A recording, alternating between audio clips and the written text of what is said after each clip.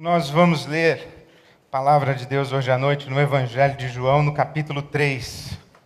Evangelho de João, no capítulo 3.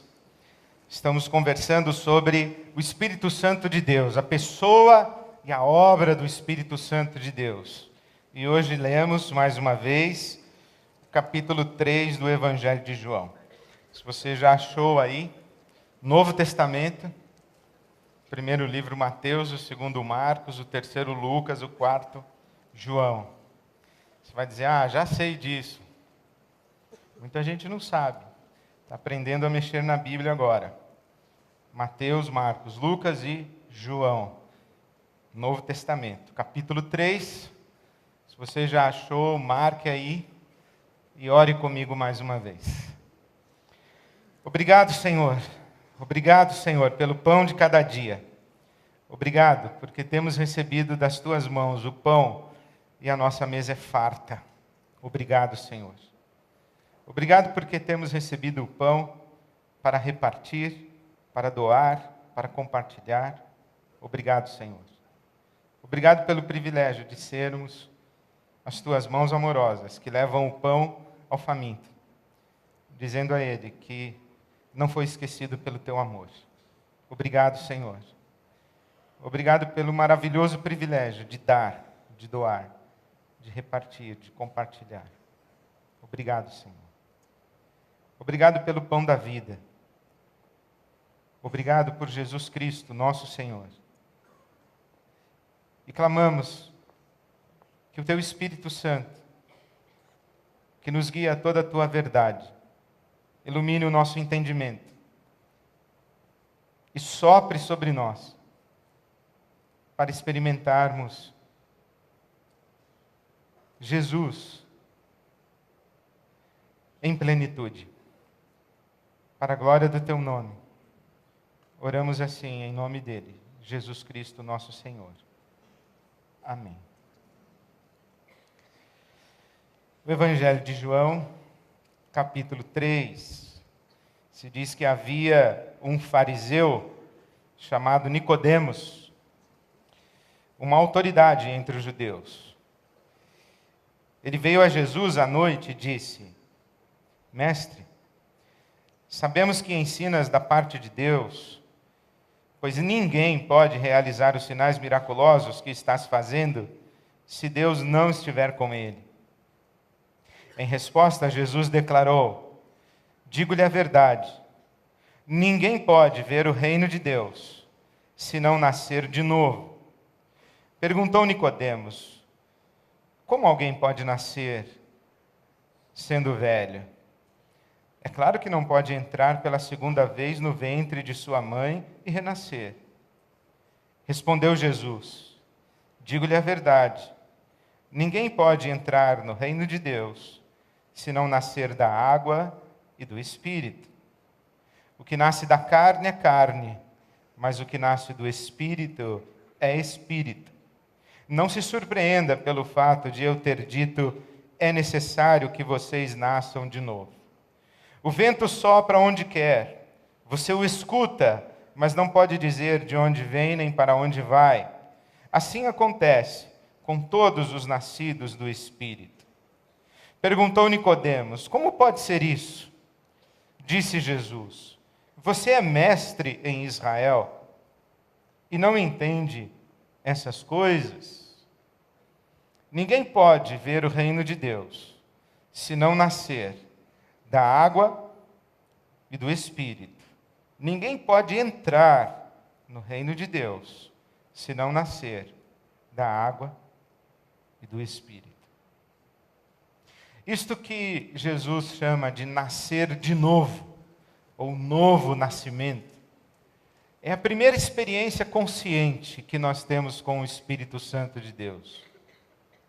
Digo primeira experiência consciente porque não creio que seja a primeira experiência que temos com o Espírito Santo de Deus. Nós temos muitas experiências com o Espírito Santo de Deus, mas não sabemos que são experiências com o Espírito Santo de Deus.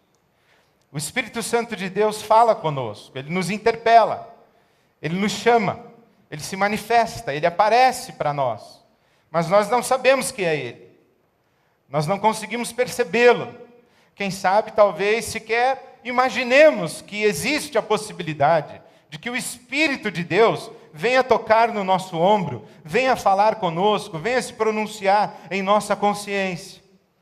Mas, por exemplo, em Atos capítulo 26, quando o apóstolo Paulo está falando do seu testemunho, de como chegou a crer que Jesus de Nazaré era o Cristo de Deus, o ungido de Deus, era o Messias de Israel, ele diz que ouviu a voz de Jesus dizendo: Paulo, por que é que você resistiu por tanto tempo? Por que é que você resistiu por tanto tempo e sofreu tanto? Você não percebia que o grande prejudicado em sua resistência era você mesmo. E você não percebeu quantas vezes eu tentei chamar você, falar com você e trazer você para mim? A mesma experiência acontece com Jesus mesmo, chorando sobre Jerusalém. Quantas vezes eu quis trazer você para mim e ajuntar você como a galinha junta os seus pintinhos sob as suas asas, mas vocês não me deram ouvidos, vocês não me deram atenção, vocês não se renderam a mim. Por isso é que o Espírito Santo de Deus está derramado sobre toda a carne, e a toda a carne interpela. A toda a carne se manifesta, a todas as pessoas, o Espírito Santo de Deus chama para próximo de Deus, para perto de Deus. Mas o novo nascimento é essa primeira vez, quando tomamos consciência de que o Espírito Santo de Deus fala conosco. É, portanto, a primeira experiência que temos com o Espírito Santo de Deus. O que é, portanto, esse nascer de novo? Primeiro, é bom imaginarmos e considerarmos o que não é. Vamos olhar para Nicodemos. Quem era Nicodemos? Fariseu. Fariseu no sentido de ser membro da seita judaica, mais conservadora, mais ortodoxa e mais zelosa da lei de Deus que existia nos dias de Jesus. Das seitas judaicas, nós tínhamos os essênios, tínhamos os zelotes, tínhamos os saduceus, tínhamos os fariseus, tínhamos os herodianos, grupos dentro do judaísmo de então. De todos esses grupos, os fariseus eram os mais zelosos. Nós temos um grande preconceito com os fariseus, porque Jesus os critica de maneira contundente, e porque eles, os fariseus, compunham o sinédrio, o tribunal religioso judaico. E era uma responsabilidade, sim, do sinédrio, reconhecer a chegada do Messias, reconhecer quem era o ungido de Deus. Jesus de Nazaré se apresenta dizendo: eu sou o Messias. E os fariseus, então, foram questioná-lo, foram inquiri-lo, foram colocá-lo diante de questões que somente o Messias poderia elucidar. E Jesus a todas respondeu com perfeição, mas mesmo assim os fariseus o rejeitaram. Mas não todos os fariseus, porque os fariseus eram estudiosos da lei de Moisés. Os fariseus conheciam a lei e os profetas. Os fariseus conheciam os critérios mediante os quais o Messias seria conhecido e discernido.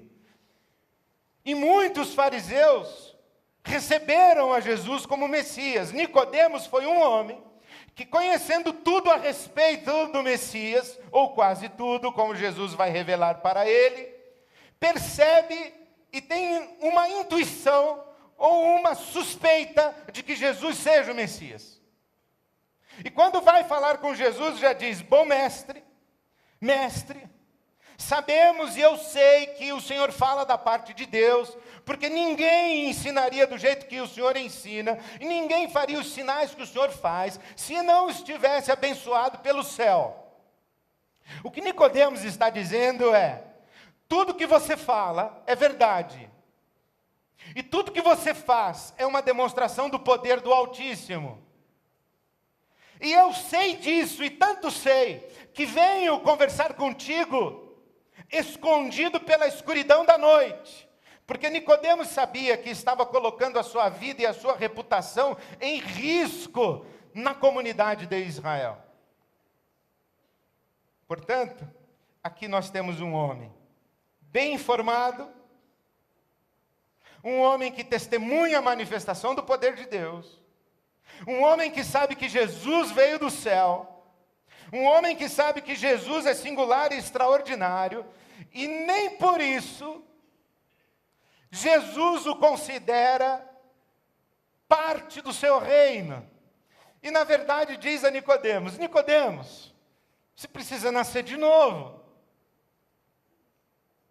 Logo, preste atenção como isso é incrível. Pode ser que eu converse com uma pessoa e diga com ela: você crê em Deus? Creia. Você crê que Jesus é o Filho de Deus? Creio. Você já viu o poder de Deus se manifestar? Sim. Você frequenta uma igreja? Sim. Mas por que eu estou com essa suspeita de que você precisa nascer de novo? Porque é exatamente isso que está acontecendo com um camarada chamado Simão, mágico, que vivia na cidade de Samaria. Ele era um ilusionista. E mais do que um ilusionista, bem provavelmente o Simão era um bruxo. Simão era um camarada que mexia com os espíritos, com as forças espirituais. E ele enganava todos na cidade de Samaria. Até que chega Jesus no testemunho de Filipe. E Filipe diz o seguinte: olha, o maior de todos no mundo espiritual é Jesus Cristo, Ele é o Senhor. E este testemunho de Filipe chega no Simão feiticeiro bruxo. E no capítulo 8, versículo 13 do livro de Atos dos Apóstolos, se diz o seguinte: que Simão creu, foi batizado, andou com Filipe por todo lado, foi discipulado, e viu sinais e maravilhas que Filipe operava em nome de Jesus. Isto é, creu, foi batizado, foi discipulado e fez parte de uma igreja carismática. Só que chegam Pedro e João e oram pelas pessoas para que as pessoas recebam o Espírito Santo. E as pessoas recebem o Espírito Santo, e ao receber o Espírito Santo, algo extraordinário acontece, porque o Simão, o bruxo, o feiticeiro, ele consegue ver que alguma coisa muito extraordinária estava acontecendo com aquelas pessoas por causa da oração de Pedro e de João. Então Simão vai até o Pedro, o apóstolo, e diz: eu também quero esse poder, quanto custa? E o Pedro, que era um sujeito que não tinha travas na língua e tinha um coração impulsivo, quando viu aquele homem dizendo: eu quero esse poder, quanto custa? O Pedro, pastoral e amorosamente, disse para ele: vai para o inferno, com o seu dinheiro, porque você pensa que pode comprar a bênção de Deus, você pensa que você pode negociar com Deus, você pensa que o Deus de quem eu estou falando é parecido com esses espíritos imundos que você serve e com quem você faz relações de troca. Você está confundindo o Deus Altíssimo com os seus ídolos. Então você vai para o inferno. E eu vou orar por você para ver se, quem sabe, Deus vai ter misericórdia de você e vai dar a você a oportunidade de arrependimento.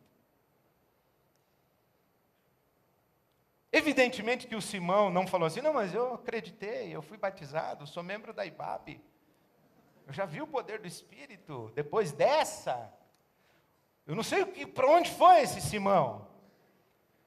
Mas uma coisa é certa, que a familiaridade com a religião, a familiaridade com o nome de Jesus, e a crença de que Jesus é o maior poder espiritual que existe no universo, não significa que esse tal que assim crê, nasceu de novo. Tiago, na sua carta, diz o seguinte: você acredita que Jesus Cristo é o Filho de Deus? Faz bem, o diabo também acredita. Ou você acha que se alguém perguntasse para o diabo assim: ô diabo, está vendo Jesus de Nazaré? Aí no deserto, 40 dias de jejum, você acha que ele é o Filho de Deus? Ou você acha que o diabo ia responder assim: não sei, estou com dúvida, não sei não. O diabo bem sabia com quem estava falando, a quem estava tentando e por que o estava fazendo. Saber a respeito de Jesus não quer dizer muita coisa. Ver o poder de Jesus se manifestar não quer dizer muita coisa. Ainda assim é necessário nascer de novo. Bom, então o que é nascer de novo? Precisamos ler a Bíblia e prestar atenção nas palavras de Jesus. Ele diz: Nicodemos, é necessário nascer de novo. E o Nicodemos, que é um homem da mente, é um doutor da lei, é um estudioso, é um homem das perguntas e das respostas, é um homem das explicações e das razões e das racionalidades. Ele diz: como é que alguém nasce de novo? É claro que não vai para a barriga da mãe de novo. Jesus diz: claro que não, Nicodemos. Tem que nascer da água e do Espírito. Da água e do Espírito. E como é isso? E Jesus diz: ora, você é mestre em Israel e não sabe? Você é mestre em Israel e não sabe isso. O que Jesus está dizendo com esta fala é: Nicodemos, se você realmente estudou a lei e os profetas, ali está a informação e você deveria saber. Naquilo que hoje nós chamamos o Velho Testamento, era a Bíblia que João Batista, Nicodemos, todos os fariseus, era a Bíblia que eles liam. Então Jesus diz assim: Nicodemos, aí nessa Bíblia que você lê, que hoje nós chamamos Velho Testamento, tem a informação e a explicação do que significa nascer da água e do Espírito. Eu muito me admiro que você, mestre em Israel, não saiba o que isso significa. E o Nicodemos disse: não sei mesmo, pode me explicar? O que Jesus estava dizendo seria mais ou menos assim: Nicodemos, você nunca leu o profeta Ezequiel? Claro que eu li, Senhor. E você não percebeu nada? Não percebi. Falou: então eu vou te explicar. Ezequiel capítulo 36, versículo 25. Palavras de Deus pela boca do profeta Ezequiel: aspergirei água pura sobre vocês e ficarão puros. Eu os purificarei de todas as suas impurezas e de todos os seus ídolos. Darei a vocês um coração novo e porei um espírito novo em vocês. Tirarei de vocês o coração de pedra e lhes darei um coração de carne. Porei o meu espírito em vocês e os levarei a seguirem, a agirem segundo os meus decretos e a obedecerem fielmente as minhas leis. Eu aspergirei água pura e purificarei vocês, e darei o meu espírito a vocês. O Nicodemos poderia dizer assim: eu não entendi, Jesus. Acho que ninguém entendeu isso aí. Aí Jesus diria para Nicodemos: entendeu sim, o João Batista entendeu. É mesmo? Como é que foi que ele entendeu? Folheie as páginas da sua Bíblia para João capítulo 1. Você estava em João capítulo 3, agora João capítulo 1, versículo 19. Este foi o testemunho de João, João Batista. Quando os judeus de Jerusalém enviaram sacerdotes e levitas para lhe perguntarem quem ele era, ele confessou e negou, declarou abertamente: não sou o Messias, não sou o Cristo. Perguntaram-lhe: então, quem é você? João 1:21. É Elias? Não. É o profeta? Também não. Finalmente perguntaram: quem é você? Dê-nos uma resposta para que a levemos àqueles que nos enviaram. Que diz você acerca de si próprio? João respondeu com as palavras do profeta Isaías: eu sou a voz do que clama no deserto. Façam um caminho reto para o Senhor. Veja que João não é a voz que clama no deserto, é a voz do que clama no deserto. Quem clama no deserto é o Deus de Israel, clamando e chamando Israel. João Batista é só a voz de Deus. Então João diz: eu sou a voz do que clama no deserto. E ele está dizendo: endireitem as suas veredas, façam caminho retos, coloquem a vida em dia, coloquem a vida em ordem, arrependam-se dos seus pecados, arrumem a casa, preparem o caminho do Senhor, porque o Messias está chegando. Alguns fariseus, versículo 24 de João capítulo 1, alguns fariseus que tinham sido enviados interrogaram-no: então por que é que você batiza se você não é o Messias, nem Elias, nem o profeta? Que batismo é esse o seu? João Batista respondeu: eu batizo com água, mas entre vocês está alguém que vocês não conhecem. Ele é aquele que vem depois de mim, e não sou digno de desamarrar as correias de suas sandálias. Tudo isso aconteceu em Betânia, do outro lado do Jordão, onde João Batista estava batizando. No dia seguinte, João capítulo 1, 29. No dia seguinte, João Batista viu Jesus aproximando-se e disse: vejam, esse é o Cordeiro de Deus. Eis o Cordeiro de Deus que tira o pecado do mundo. Este é aquele a quem eu me referi quando disse: vem depois de mim um homem que é superior a mim, porque já existia antes de mim. Eu mesmo não o conhecia, mas por isso é que vim batizando com água, para que ele viesse a ser revelado a Israel. Então João deu o seguinte testemunho: eu vi o Espírito descer dos céus como pomba e permanecer sobre ele.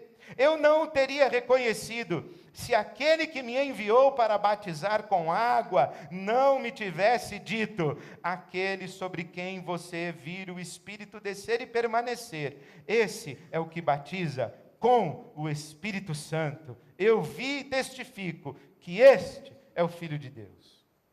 Ora, o que João Batista fez? João Batista fez o que Ezequiel mandou. Ele foi batizando as pessoas na água. Foi batizando as pessoas com água. E que batismo era esse? Era o batismo do arrependimento. Era o batismo que tem a ver com pecado. É o batismo na água prometida por Deus pela boca do profeta Ezequiel, que purifica. Vocês ficarão puros. E eu colocarei o meu Espírito em vocês. E Jesus vem e dá o Espírito. Ora, o que é nascer de novo? É ter essa experiência de transformação de dentro para fora. Eu colocarei em vocês o meu Espírito Santo. Palavras prometidas por Jesus: eu vou para o céu, e quando eu for, eu vou enviar o Espírito Santo, eu vou pedir ao Pai, e Ele vai mandar o Espírito Santo, e o Espírito Santo habitará em vocês, o Espírito Santo estará em vocês, e o Espírito Santo vai guiar vocês, o Espírito Santo vai ensinar vocês, o Espírito Santo vai conduzir vocês à vontade do meu Pai. É o Espírito Santo de Deus quem vai fazer com que vocês vivam segundo a vontade do meu Pai. Porque o Espírito Santo de Deus é como um vento que sopra onde quer. Você não sabe de onde vem nem para onde vai, mas ele sopra. E você percebe que ele está soprando. E então, o que é que você não pode fazer com o vento? Você não pode controlar, você não pode conter, você não pode manipular. Você pode se esconder do vento. Pode. Quando o vento passar aqui, você dá uns passos para trás, se coloque atrás de um biombo, de uma parede, e fica aqui escondidinho, e deixa o vento passar. E você pode também resistir ao vento. Você escolhe alguma coisa para se agarrar, e enquanto o vento sopra, você fica agarrado ali e não deixa ele te levar. Foi o que o Paulo apóstolo fez. O vento soprava e ele se agarrava.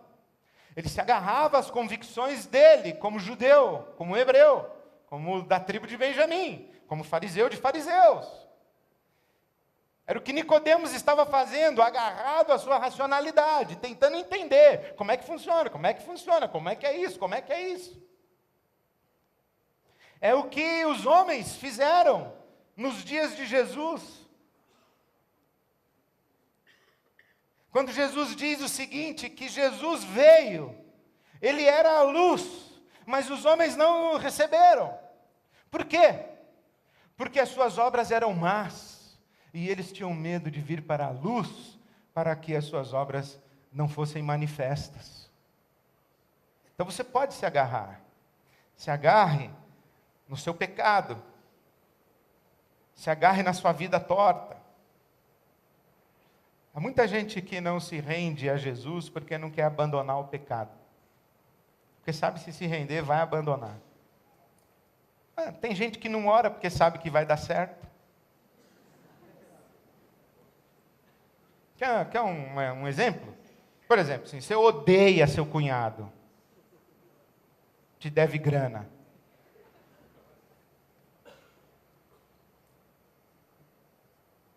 Aí você sabe que se você ajoelhar no quarto e falar, Senhor, tem misericórdia do meu cunhado, me ajuda a amá-lo e perdoá-lo. Pronto. E esquece a grana, brother. Vai dar certo. Você vai pedir e Deus vai te dar.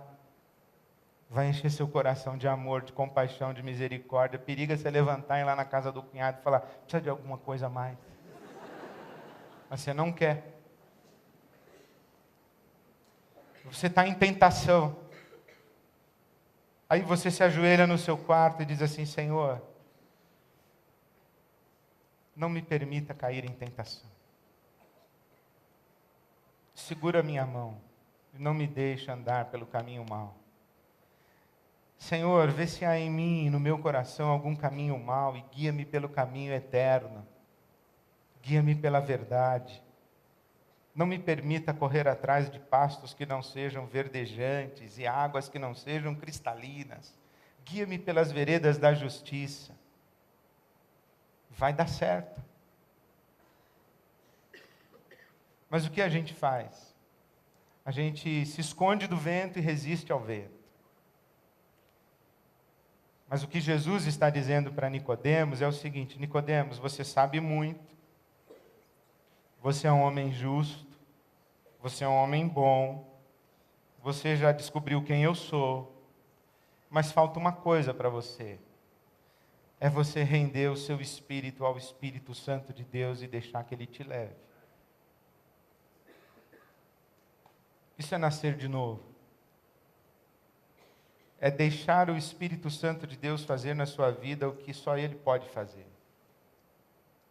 É render-se, né? É depor as armas e dizer, eu desisto. E eu peço que o Teu Espírito sopre sobre mim. E que o Senhor troque o meu coração de pedra por um coração de carne. E que o Senhor me dê o Teu Espírito Santo. Eu lembro uma das expressões mais singelas que eu ouvi de um homem contando o dia da sua conversão. Lembro como se fosse hoje. Dom Paulo Garcia veio visitar a Ibabe aqui em São Paulo, lá de Recife. Eu fui levá-lo no aeroporto, nós estávamos na Marginal, engarrafada a caminho de Guarulhos. E ele me contando das experiências como um evangelista. E lá pelas tantas, com a maior simplicidade do mundo, ele disse, meu filho, eu lembro o dia quando Deus uniu o Espírito Santo dele ao meu espírito. E tudo mudou na minha vida. O que é o novo nascimento? É o dia quando Deus une o Espírito dele ao nosso espírito. soa até um contrassenso eu tentar explicar para você aquilo que não dá para explicar. Por isso que Jesus só fala em analogias. Já reparou que Jesus não explica dando definições? Ele só cria figuras. O que é o reino de Deus? É como um semeador que saiu a semear. Mas Jesus não dá para dar uma definição de tipo de dicionário. Jesus fala, não sei fazer essas coisas, eu só sei falar em figuras. Quem é você? Eu sou a porta. Quem é você? Eu sou a videira verdadeira. Você não pode dar uma definição. Aí Jesus diz assim, sabe por que eu estou falando de coisas que extrapolam as definições, que extrapolam a racionalidade, o entendimento. Não é isso que a palavra de Deus diz, por exemplo, que a paz de Deus, que excede todo entendimento, guarda os nossos corações e as nossas mentes em Cristo Jesus? É isso. Por que Jesus só fala em termos de figuras e analogias? É porque não dá para falar de outro jeito. Porque é coisa que está para além da nossa racionalidade. Não é que são coisas irracionais ou contra a nossa razão. É que são coisas que estão para além. E como disse o filósofo, que a grande lucidez da razão é descobrir que ela tem limites.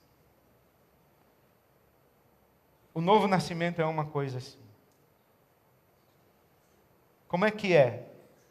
É assim, a gente fala assim, Senhor Jesus, lava-me com a água, me purifica do meu pecado, me concede o teu perdão, e une o teu Espírito Santo ao meu espírito, tira o meu coração de pedra e coloca um coração de carne, e me leva a fazer a tua vontade. Eu fico pensando que, se o Nicodemos conhecesse, porque eu não sei se Jesus conhecia a escada rolante, não sei, Jesus não sei, mas Nicodemos não conhecia. Talvez se o Nicodemos conhecesse a escada rolante, talvez Jesus dissesse, Nicodemos, nascer de novo é mais ou menos subir uma escada rolante, você não sabe se é você que sobe ou a escada que sobe você. É isso. Mas Jesus usou a figura do vento. Por que usou a figura do vento? Porque a palavra vento é a mesma palavra que pode ser traduzida para fôlego, sopro, hálito. Por exemplo, quando diz que Deus criou o homem do pó da terra e soprou nele o fôlego da vida, foi isso. Ruá. No hebraico, ruá. E no grego, pneuma, soprou. E tanto é extraordinário que quando Moisés pergunta o nome de Deus é impronunciável. E os estudiosos dizem que o som, isso é da tradição de Israel, que o som que Moisés ouviu quando perguntou a Deus o nome dele, foi esse aqui, ó. Imagina. Você chega para uma pessoa e fala, como é seu nome? Como é o seu nome? Agora imagina como você chama essa pessoa.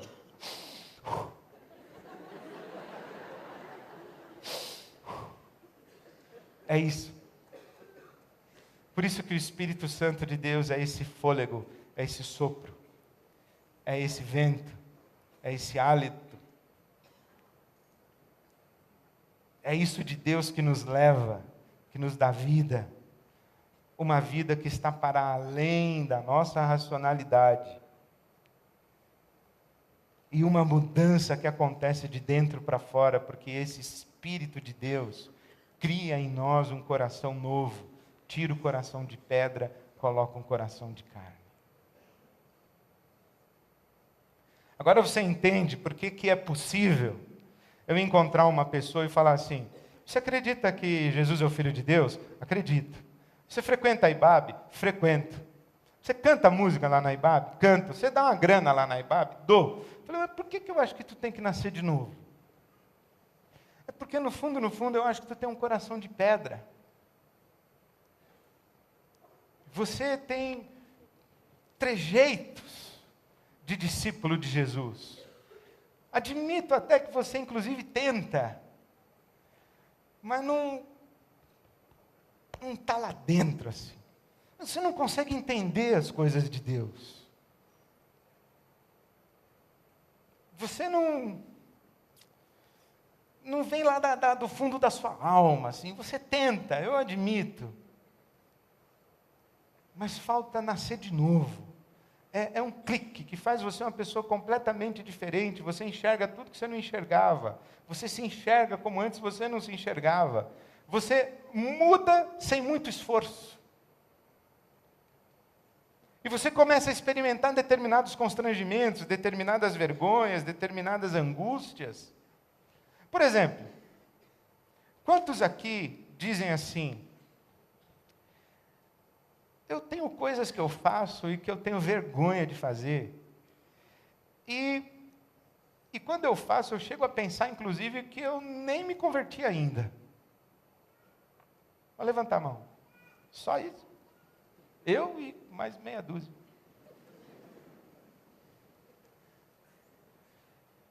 Pois eu quero dizer para você, você que levantou a mão, e eu, nós nascemos de novo.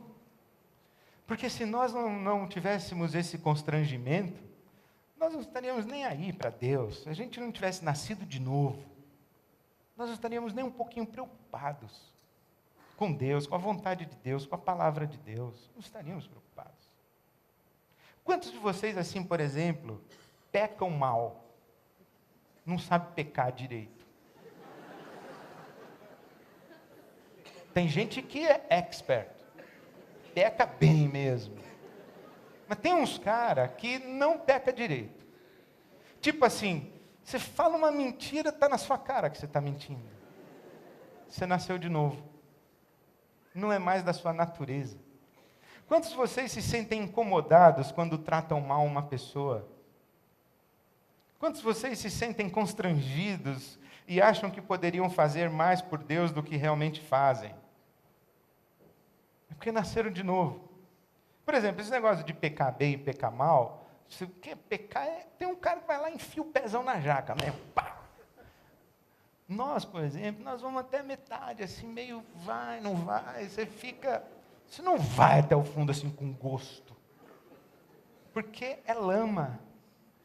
A gente não se sente mais bem na lama. Tem uma coisa que é comum a todo ser humano: pecar.